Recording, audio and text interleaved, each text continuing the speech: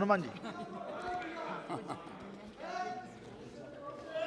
Sir, सदन के अंदर जो 2 दिन से बजट पे चर्चा हो रही, पक्ष विपक्ष के 2 दर्जन से ज़्यादा हमारे साथी सदस्यों ने, पक्ष के लोगों ने बजट को सही बताया, बजट के पक्ष में बखान किए और विपक्ष के लोगों ने आरोप लगाए।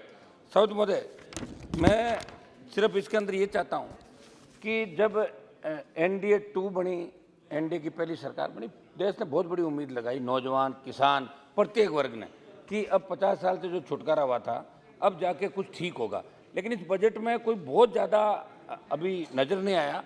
मैं कुछ सुझाव भी दूंगा कि वापिस जब वित्त मंत्री जी रिप्लाई दे तो उसमें कुछ बातों का ध्यान जरूर रखें। सौद महोदय, सब्सिडी योजनाओं की धनराशि में कटौती, केंद्र सरकार के 23-24 के आम बजट में सब्सिडी योजनाओं की धनराशि में बड़ी कटौती की गई। इसके साथ ही कई सब्सिडी योजनाओं का बजट खत्म कर दिया। सरकार ने खाद्य सब्सिडी के बजट में 89,844 करोड़ रुपए की कटौती करते हुए 197 में 350 करोड़ रुपए कर दिया। 22-23 के संशोधित बजट अनुमान में खाद्य सब्सिडी 2,70,194 करोड़ रुपए की थी, यानी खाद्य सब्सिडी के बजट में 31% से अधिक कटौती हुई है। उर्वरकों को दी जाने वाली सब्सिडी में भी 50,121 करोड़ रुपए की कटौती हुई, जो 22-23 से 22% कम हुई है। सभापति महोदय, आप यहाँ नहीं सिखाएंगे।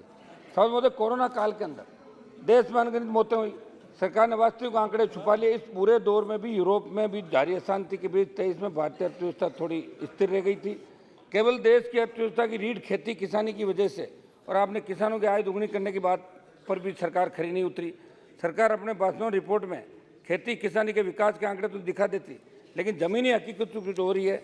22-23 आर्थिक सर्वे में कृषि क्षेत्र की सालाना औसत वृद्धि दर 4.6% बताई गई, लेकिन उन्हीं आंकड़ों को ध्यान में देखो तो पता चलेगा कि कृषि क्षेत्र की सालाना 4.6% औसत वृद्धि दर स्पष्ट तस्वीर नहीं पेश करती। वर्ष 14-15 में कृषि और संबंधित क्षेत्रों की वृद्धि 0.2%, 15-16 में 0.6%, 18-19 में 2.1 न्यूनतम स्तर पर। इन्हीं सभी वर्षों को सूखे का सामना करना पड़ा था, जबकि 16-17 में 6.8, 17-18 में 6.6, 19-20 में 5.5, 20-21 में 3.3 और 21-22 में 3% की औसत वृद्धि दर मानसून के बल पर ही बेहतर रही। अब आप ये मत कहना कि अच्छा मानसून लाने का आप भी लेकर, ये सर आप लोगों ने मानसून की वजह से हुआ था। सभापति महोदय, आपने कर्नाटक के अंदर, कर्नाटक में चुनाव थे, पैकेज दिया, अच्छी बात है, कर्नाटक वाले भी हमारे भाई है, सुनो चुनाव थे मतलब अब आगे चुनाव है, तो राजस्थान के अंदर भी चुनाव है। हमें बड़ी उम्मीद थी कि राजस्थान को भी चुनावी वर्ष के अंदर कुछ मिलेगा, विशेष पैकेज मिलेगा। हमारे जो विशेष राज्य के दर्जे की लगातार हम लोग मांग कर रहे हैं, हम पूरे मापदंड भी पूरे करें, लेकिन राजस्थान को इसके अंदर बजट में राजस्थान का नाम भी नहीं लिया गया। राजस्थान से हमारे करीब 6 से ज़्यादा मंत्री हैं, राजस्थान को रिप्रेजेंट करते हैं। कृषि क्षेत्र में सरकार का अपना निवेश घटता जा रहा है। वर्ष 14-15 में सरकार का कृषि क्षेत्र निवेश 5.4%, 20-21 में कृषि निवेश घटकर 4.3% हो गया था। सभापति महोदय, ग्रामीण रोजगार जो के मामलों में भी सरकार ने निराश किया। 6 जनवरी 23 तक कुल 225.8 करोड़ श्रम दिवस पैदा किया गया, जो कि वर्ष 18-19 में 267.9 करोड़ श्रम दिवस के मुकाबले काफ़ी कम है। इस बात के संकेत बीते 2 वित्त वर्ष से मिल रहे हैं, क्योंकि बीते दो वर्ष में बजट में मनरेगा के लिए फंड का प्रावधान लगातार कम किया जा रहा है और इस साल के बजट में मनरेगा के लिए फंड में सबसे भारी कटौती की गई है, जो चिंता का विषय। तो सुनो, एक बात बाद में बताया ना, बाद में अपन दोनों बात कर लेंगे जरूर जी। इनकम टैक्स सभापति महोदय, जब मैं बजट सुन रहा था तो बहुत ऐसा है, कोई देखो मैं कॉमर्स का और कोई फाइनेंस का उसका स्टूडेंट नहीं रहा, लेकिन बजट जब सुना तो ये खुशी हुई कि यहाँ कहा कि 7 लाख तक की आय पर सरकार कोई टैक्स नहीं लेगी। फिर ये पता लगा पूरा कि जो अब ये पता चला कि नए टैक्स सिस्टम में ही बदलाव किया, जो नया टैक्स भरेगा उसको ही 7 लाख वाली छूट है।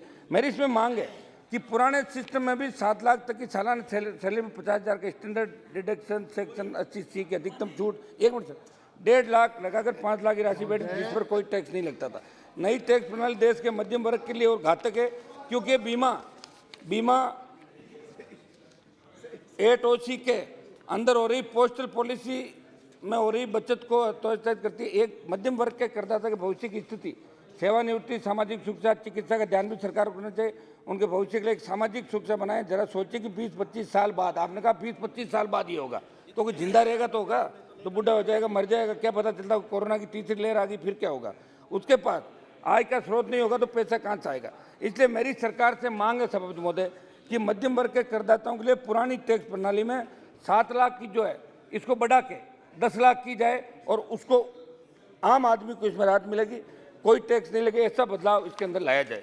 सभापति महोदय, प्रधानमंत्री उज्ज्वला योजना की बात करते हैं, कनेक्शन आपने दिए लेकिन गैस की महंगी दर गरीब आदमी कैसे वहन करेगा। गरीबों को दी जाने वाली एलपीजी सब्सिडी भी 75% कमी कर दी। 22-23 के संशोधित अनुमान 9,170 करोड़ से घटाकर 2,257 करोड़ रुपए कर दी गई, यानी 6,913 करोड़ रुपए की भारी भरकम कटौती की गई, जो सरकार की मंशा पर सवालिया निशान है। राष्ट्रीय सांख्यिकी कार्यालय द्वारा 12 अप्रैल 2022 को जारी अखिल भारतीय उपभोक्ता मूल्य सूचकांक के अनुसार भारत में ग्रामीण उपभोक्ता खाद्य महंगाई में मार्च 21 से मार्च 22 में 100% का इजाफा हुआ। 21-22 में भारत की वार्षिक थोक मुद्रा 13% जो 10 है। इसमें खाद्य एवं ईंधन के बड़े मूल्य की बड़ी भूमिका रही।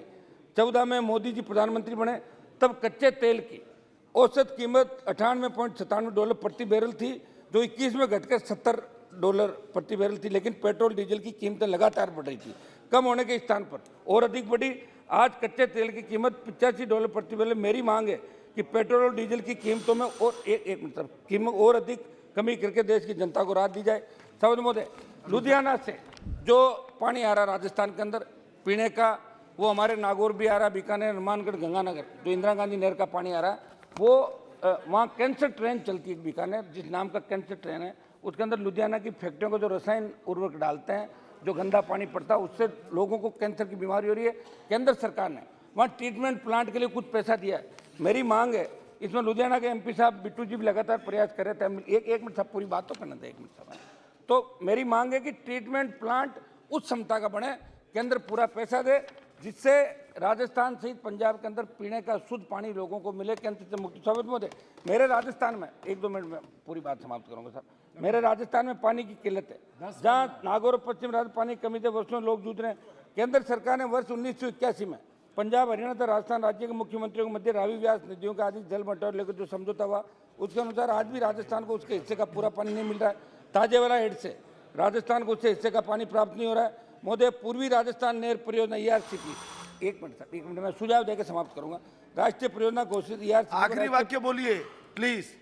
1 मिनट, घोषित करने की बड़ी उम्मीद थी, जिसको आपने पूरा नहीं किया। मेरी मांग है कि ERCP जो राजस्थान के 13 जिलों में पेयजल और सिंचाई की बहुत बड़ी परियोजना, उसे राष्ट्रीय परियोजना घोषित की जाए। भाजपा और कांग्रेस को लेकर राजनीति नहीं करे। सब मेरे कुछ सुझाव है, वो मैं 1 मिनट सुझाव दे देता हूँ। मेरे सुझाव है साहब, आप 1-2 मिनट का दे साहब, लास्ट तक बैठते हैं हम लोग। 10 मिनट का तो आपने कहा ही था, अभी तो 6 मिनट ही नहीं हुए मेरे। अब रामकृपाल जी का 15 मिनट टाइम बढ़ाया तो 2 मिनट में भाई आप। सभापति महोदय, मेरी कुछ प्रमुख मांग है। बजट में आपने अग्निवीर योजना में बजट देने की बात कही। मेरी मांग है कि अग्निपथ योजना को भी बंद करे, ताकि सेना का मनोबल बना रहे। सेना में ऐसी प्रथा ठीक नहीं। CRPF, CISF, BSF, SSB से तमाम पैरामिलिट्री के जवानों और केंद्रीय कर्मचारियों के सामाजिक सुरक्षा के लिए ओल्ड पेंशन स्कीम फिर से प्रारंभ की जाए। समर्थन मूल्य पर खरीद का गारंटी कानून बने। सर, बाजरा, 1 मिनट साहब सुनिए, बाजरा केंद्र सरकार 2325 रुपये समर्थन मूल्य पर बाजरे की खरीद की रेट तय करके, लेकिन राजस्थान में बाजरा खरीदा नहीं गया। तो केंद्र को कुछ ऐसे प्रावधान करने चाहिए। और बाजरा का जो हमारा एक सेंटर है, 1 मिनट साहब, सभापति महोदय, 1 मिनट पूरी करने से बात सर। सभापति महोदय, एक मिनट मेरी बात समाप्त करने साहब, एक मिनट। सभापति जी, मेरा निवेदन था कि बाड़मेर के अंदर, सभापति जी 1 मिनट में समाप्त कर रहा हूँ साहब, एक मिनट। सभापति जी, एक मिनट बात समाप्त करना साहब। अध्यक्ष महोदय, आपका बहुत बहुत धन्यवाद।